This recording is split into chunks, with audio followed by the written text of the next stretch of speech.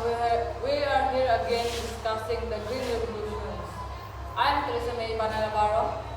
I'm Meron Umakat. I am Hope Rodriguez. I'm Emilito Junior and Fabric. Ang Green Revolution nakatabang sa pagdaghan sa pagkaon sa Pilipinas. Pero nadala og problema sa kalikupan ug sa gamay nga pag-ugma. Mao ang importante nga atong i-balance ang teknolohiya para pag-atiman sa kalibutan o para sa dugay nga kaayuhan.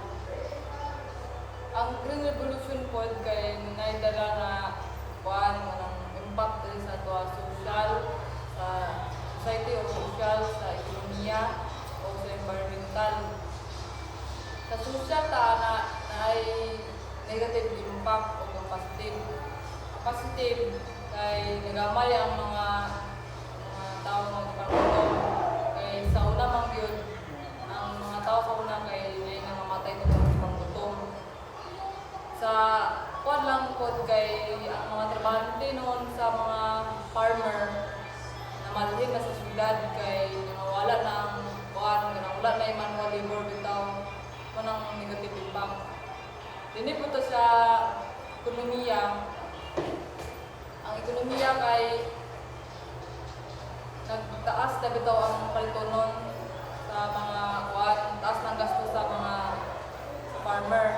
Kapalit pa sila sa seeds, sa abono, sa pesticides. Muna ang negative impact. Ang positive impact sa ang materials yung nagtaas na ay luag na ang kalsada o ang irrigation or dams. Dini po ta sa environmental. Ang environmental is nangawala na ang mga traditional bitaw nga pagtanom kay kalay sa mga nang humay nangawala ng klase nga humay tungod kay nag-focus na lang ta sa usa ka tanom bitaw like sa monoculture. Nay negative impact na kanang sa pollution na to kay tungod pod sa paggamit ito sa mga synthetic na mga chemical. Ang Green Revolution nagdala na po kausaban sa agrikultura. Pinaagi sa paggamit sa high-yielding ng mga liso, chemical ng mga puno, o modernong irrigation. Isa nakatabang din sa pagsulbat sa kagutom,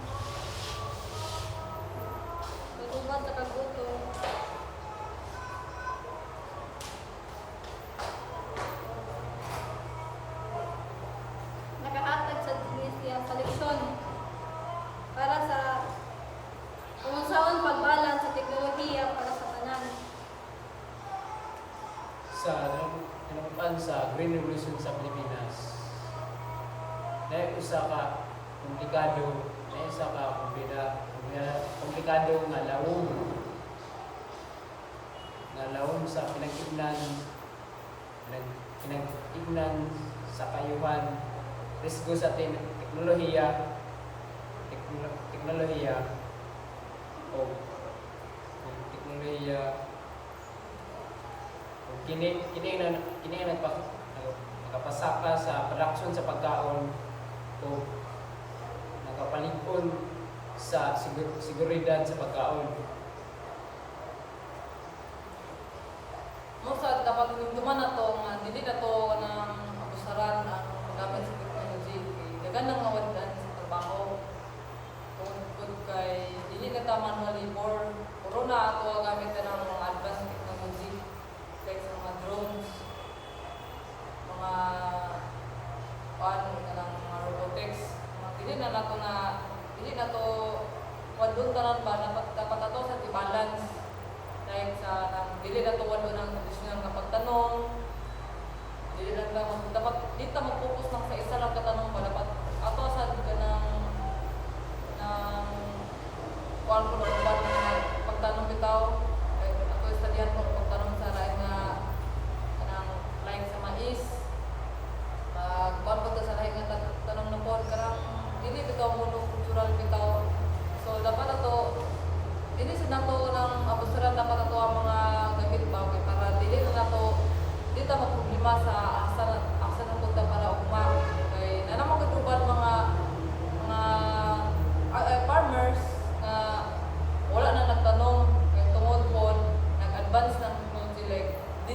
kaya i-afford ang mga machines, mga abono, mga seeds kay advance naman. So nanay mga sagol ito, mga chemical kay tungod kay dako na bitaw ang guarantee, dako na kay ang yaha price.